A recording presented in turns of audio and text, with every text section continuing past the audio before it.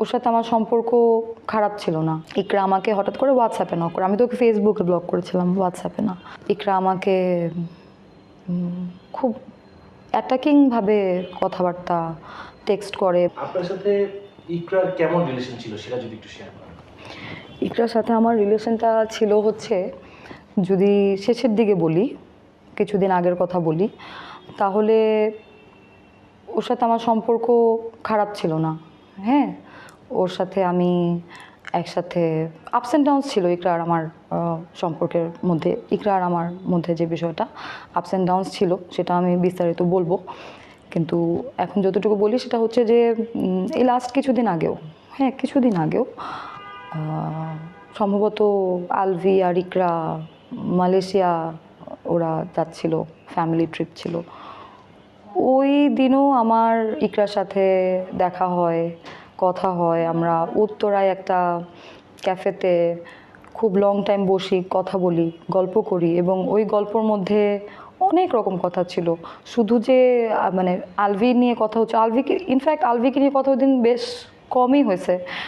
ওর frustration আলভিকে নিয়ে যেটা, ওইটা ওই সময় ও খুবই কমই বলছে। ওই দিন ও মোস্টলি ওর ফ্রেন্ডদেরকে নিয়ে বা ওর লাইফ নিয়ে ও কী করবে, ওর যেহেতু একটা ছোটো বেবি আছে, ও তো আগে জব করতো, তো বেবি হওয়ার পরে তো আসলে জব করতেছিল না। তো সব কিছু মিলায় এগুলা নিয়ে অনেক কথা আমাদের ওই দিন হয়। এটার পরেও আমাদের অনেক কনভারসেশন হয়েছে। আমরা একসাথে মিরপুর ডিএইচএস একটা পার্লার আছে, আমরা একসাথে ওই পার্লারেও গিয়েছি। আমি ওই পার্লার থেকে ওই দিন যেদিন পার্লারে গিয়েছি ওই দিন ওখান থেকে ওর বাসাতেও আমি গিয়েছি। আমাকে বলতেছিল যে চলো, বাট যেহেতু ইকরার আমার পাস্ট হিস্ট্রিতে একটু একটু আপস অ্যান্ড ডাউনস ছিল, আমার মধ্যে একটু জড়তা ছিল ওই বাসায় যাওয়া নিয়ে। দেন ও হচ্ছে গিয়ে আমাকে বলে আরে চলো, সমস্যা নাই চলো। তো আমিও তখন এরকমই তো ভাববো যে আচ্ছা, যেহেতু ফ্রেন্ডশিপটা আবার আমাদের মধ্যে স্টার্ট হয়েছে, তাহলে তো আচ্ছা ঠিক আছে বলতেছে যাই। ওই দিনও যখন যাই, আমরা বারান্দায় বসে অনেকক্ষণ কথা বলি, ওদের বাসার বারান্দায়। ওই দিন আলভি বাসায় ছিল না। তো যতক্ষণে আমাদের মধ্যে কথা হয়েছে, ইকরা ওর ভার্সিটি লাইফ, ওর ফ্যামিলি লাইফ, ওর মা বাবা, ও কীভাবে বিয়ে করে আসে, এগুলো নিয়ে গল্প কথা। আমিও কথা বলছি আমার ফ্যামিলি নিয়ে, আমার অতীতের কোনো শেয়ারেবল কোনো কিছু থাকলে, এরকম কথাবার্তা আমাদের হয়েছিল। রেষারেষিটা আসলে আমার দিক থেকে শুরু হয় নাই। জিনিসটা এরকম ছিল যে এটা আসলে শুধু আমি না, এটা কিন্তু অনেকেই জানেন, হ্যাঁ, যে আলভি কারোর সঙ্গে যখন কাজ করা শুরু করে, ইকরা নিজে থেকেই তাদেরকে নক করে, নিজে থেকে ইভেন ইকরা কিন্তু নিজে থেকেই আমাকে নক করে বা আমাকে ফ্রেন্ড রিকোয়েস্ট পাঠিয়ে আমার সাথে পরিচয় হয়েছিল। হ্যাঁ, তো যে কোনো কারোর সঙ্গেই কাজ করলে তার সম্পর্কে ইকরা খোঁজখবর নিত। একটু সন্দেহ করার বিষয়টা ওর মধ্যে আসলে ছিল। তো যখন আমরা কাজ করা শুরু করি এবং আমরা যে থাকেন, আমরা যখন কাজ করা শুরু করি, আমার তো আলভির সাথেই ম্যাক্সিমাম কাজ। তো একটা পর্যায়ে ওদের মধ্যে আমাকে নিয়ে এক ধরনের ঝগড়াঝাঁটি বা এই ধরনের কিছু একটা হয়, আমাকে নিয়ে সন্দেহ করে বা এরকম কিছু একটা বিষয় থাকে। এরপরে তখনও আমি কিছু বলি না, কারণ আমি জানতাম না। এরপরে গিয়ে একদিন এরকম হয় যে অল অফ আ সাডেন ইকরা আমাকে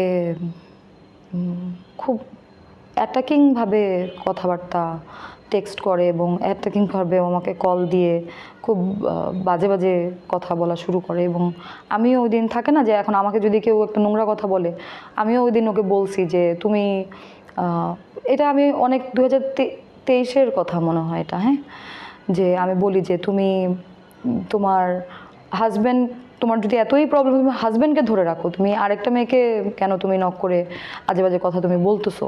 তো এরকম কনভারসেশন ওরা আমার হয় এবং একটা পর্যায়ে আমি আর নিতে পারি না, আমি ওকে ফেসবুক থেকে ব্লক করে দিই। ব্লক করে দিই। এরপর থেকে ইকরার সাথে আমার লং টাইম আর কোনো কথা হয় না। এরপরে গত বছর আলভির বার্থডের আগে দিয়ে, গত বছর আলভির বার্থডের আগে দিয়ে ওদের মধ্যে কি কনভারসেশন হয়েছে আমি জানি না, কিন্তু ইকরা আমাকে হঠাৎ করে হোয়াটসঅ্যাপে নক করে, আমি তো ওকে ফেসবুকে ব্লক করেছিলাম, হোয়াটসঅ্যাপে না। তো ও আমাকে হোয়াটসঅ্যাপে নক করে, she said sorry to me ওই আগের ওই বিহেভিয়ারের জন্য, অ্যান্ড ও আমাকে একটা ফ্রেন্ডশিপ অ্যাপ্রোচ করে অ্যান্ড ও বলে আলভির তো বার্থডে, আমি তো সারপ্রাইজ প্ল্যান করতেছি, তুমি আমরা যদি একসাথে সবাই মিলে করি তাইলে তো অনেক সারপ্রাইজ হবে। তো আমি একবার এরকম ভাবছিলাম যে যেহেতু আগের এরকম একটা হিস্ট্রি আছে, আমার মনে হয় এটাতে এর থেকে দূরে থাকা ভালো। কিন্তু পরে আবার আমার কাছে মনে হয়েছে যে না, ও তো আমার ফ্রেন্ডের ওয়াইফ, আমি তো ওকে আসলে এইভাবে একেবারে ইগনোরও করতে পারি না। ও যদি নিজে থেকে আমার সাথে কথা বলে, ফ্রেন্ডশিপ করে, আমি তোকে ইগনোর করব না। দেন আমিও ওই বার্থডের আলাদা একটা ফেসবুকে গ্রুপ হয়, যারা যারা ওই বার্থডেতে আসবে বা সবার কথা হয়, প্ল্যান হয়, আমরা কেউই আলভিকে আগের থেকে জানাই না। দেন ওদিন বার্থডে, আলভির বার্থডে সেলিব্রেট হয়, ওখানে তো আসলে আরও অনেক মানুষই ছিল।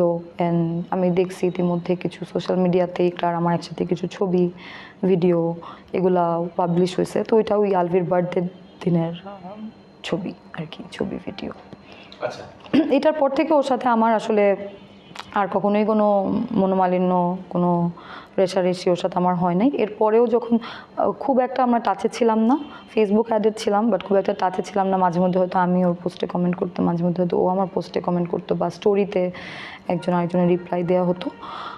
আর এরপরে তো বললামই, একটা ফেজ আসে যে ফেজে আমরা একসাথে ঘুরছি, একসাথে আমরা মুভিও দেখছি, তখন আলভি সহ দেখা হয়েছে, এরকম হয়েছে একবার অনেক আগে। আলভি ছাড়াও আমাদের একসাথে মুভি দেখা হয়েছে। আলভির সাথে ওর মানে আমাকে নিয়ে সন্দেহর ব্যাপারটাও যেরকম ছিল, অ্যাট দ্য সেম টাইম ও আবার আমার সাথে নর্মালও হয়ে যেত।